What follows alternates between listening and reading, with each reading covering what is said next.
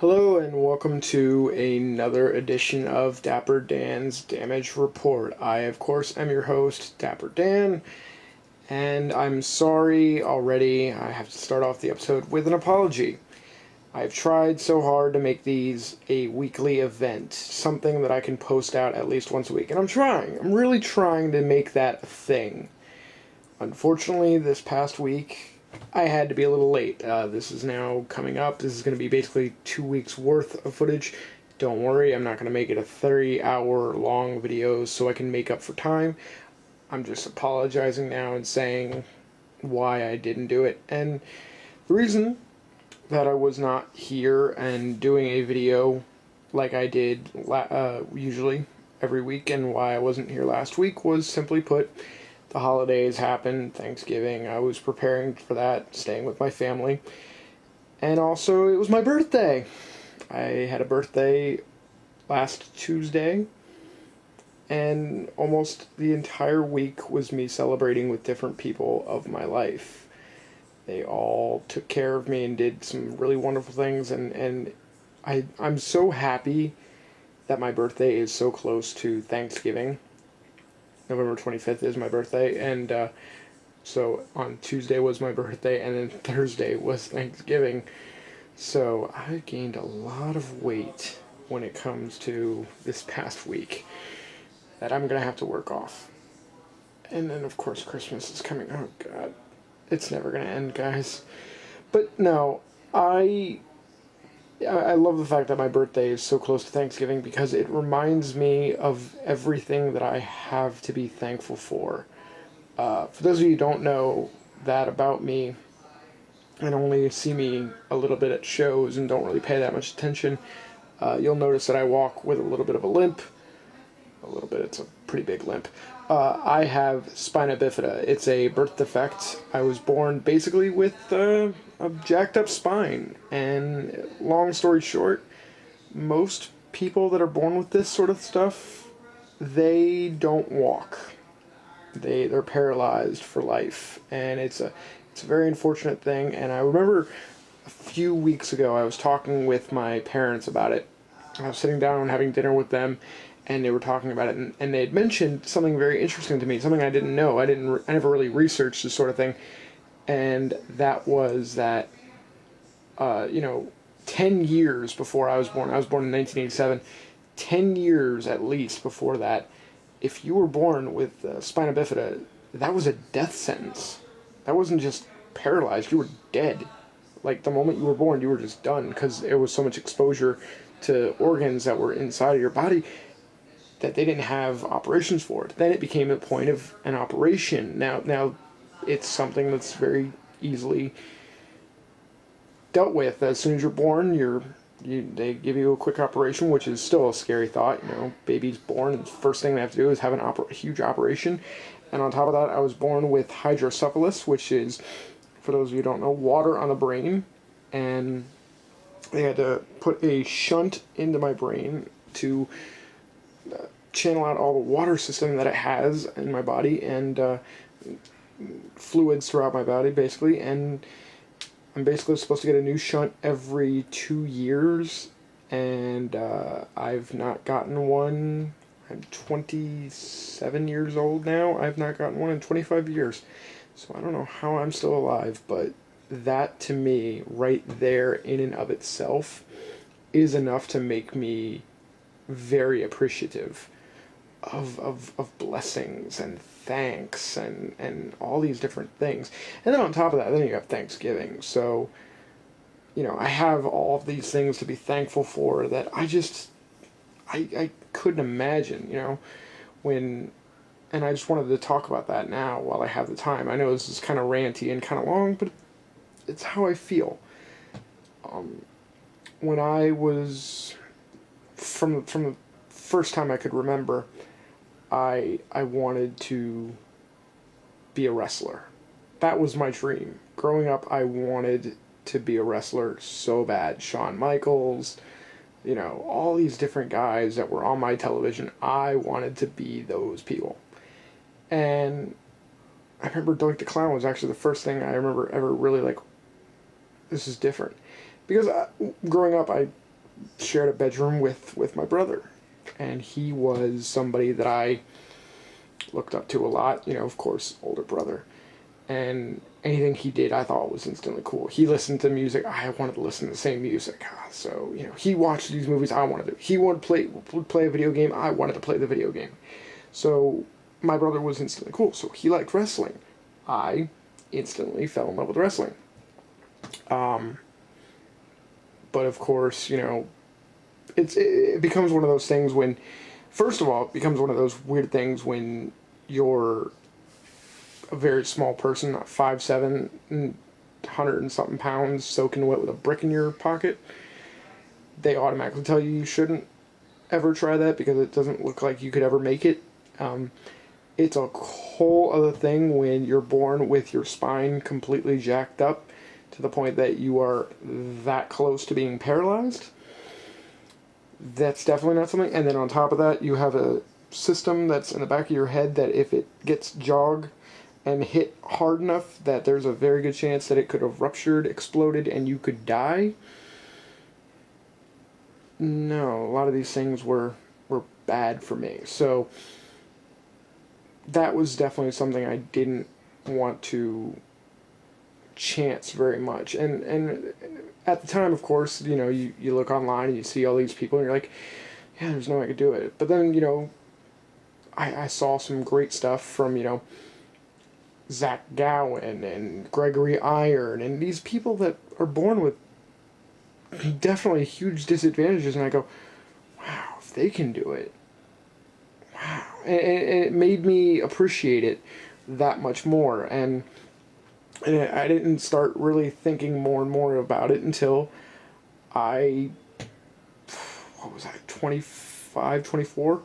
I was like 24 years old, and this friend of mine came up to me and he basically said, listen, I don't think you can get in the ring. I don't think you can be a wrestler. And that's fine. That's totally fine, because not everybody should be a part of this. And that was something I had to learn, and I'm so glad that I learned it really quickly, that I can't, just because I can't do this doesn't mean it's a bad thing.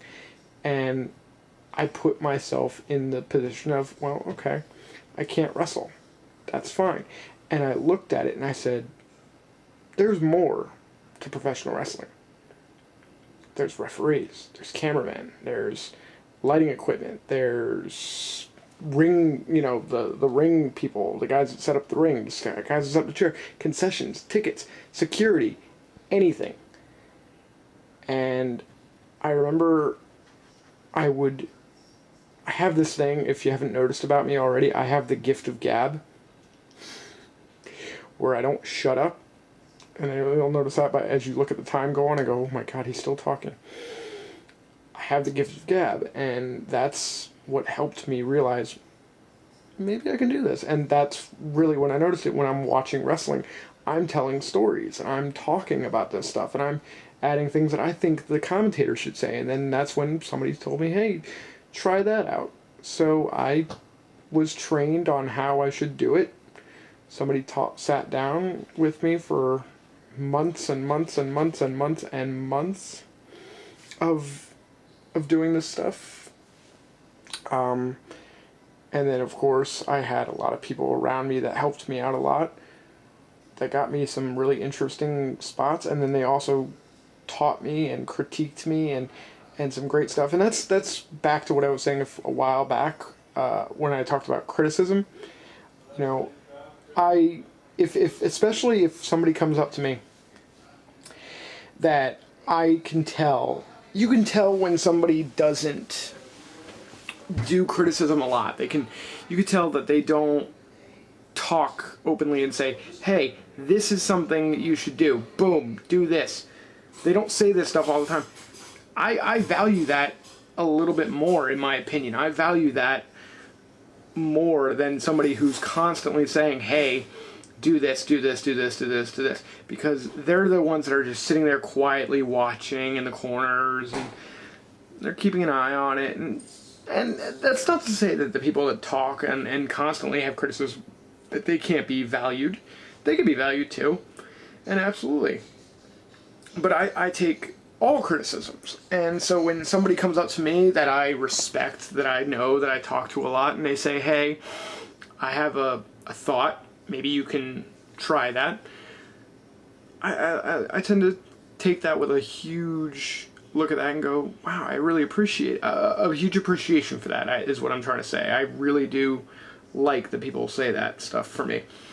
So that helped me out a lot early on, and then I went from there and just sending out people and saying, hey, what do you think of this? What do you think of this? And I just keep working at it, and hopefully I can keep working at it. I've gotten the pleasure to do some great shows and work with some amazing people, and it's weird to say this, but I do have sort of a little bit of a bucket list of things that I want to do in this career of color commentary, play-by-play, whatever you want to do. Commentary for professional wrestling. I want to do it. And I want to do these things, and I won't be satisfied until they, at one point or another, get done. And I won't take my time to list them, because they're so long, and I honestly don't remember all of them off the top of my head, and it'd be stupid for me to do it.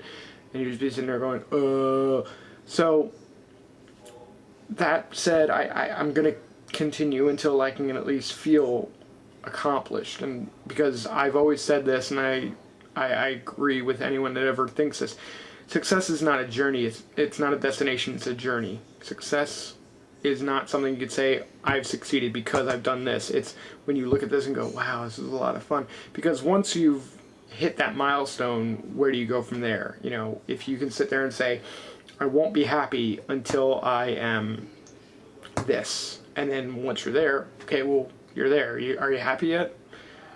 I'm happy because I'm still doing this. I'm happy because I'm going to be able to work with some of the most amazing and talented and great people. And I'm happy because I'm going to be able to do this as long as I possibly can. And I get to meet so many interesting people, and so many wonderful, wonderful people support me.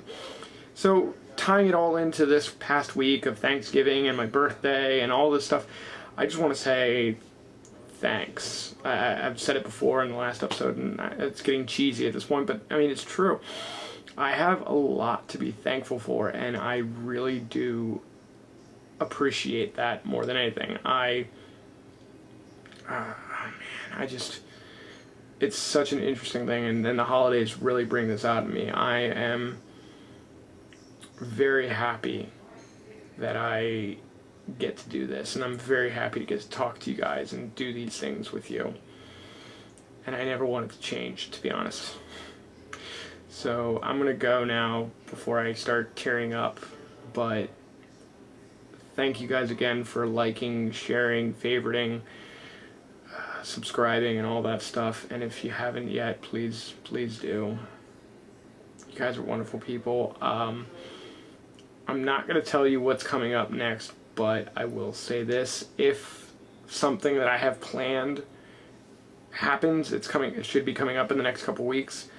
If I can get that to finish, that's going to be a very interesting and packed couple of weeks. That said, I'm going to go. We're getting closer and closer to me not just sitting here talking for however long I decide to blab on. And I'll be back on the road doing more stuff. And if you want to... here's a funny little story before I finish.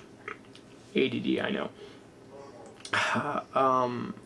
I was checking on my email that I put in the description of this to get people to book me and add me to their wrestling shows. And I was going there, and it kept sending me back to one of my other emails instead. The box just kept saying, hey, go to this email, go to this email, go to this email. No, I don't want to. I want to go to the email I asked.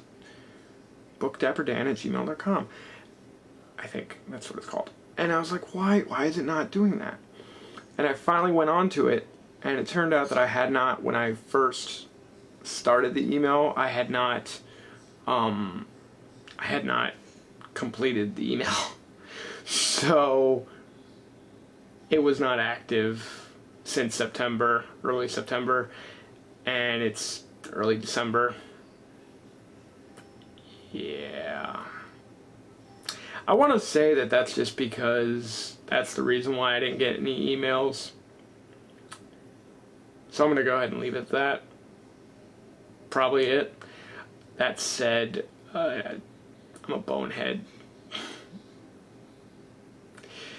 Alright, I'm going to go now, guys. It's been fun chatting, and I will see you guys hopefully next week with a brand new episode, something a lot more fun, I think. Like I said, I don't want to get into it because I don't know, A, if it's going to finish. I got a couple people I still need to be getting in contact with about this. And if it is, it's going to be a very interesting one, and you'll see actually a little bit less of my face for the next couple of weeks. But the show will still go on. That said, I'm going to go ahead and take off now, and I will see you guys on the flip side. Later.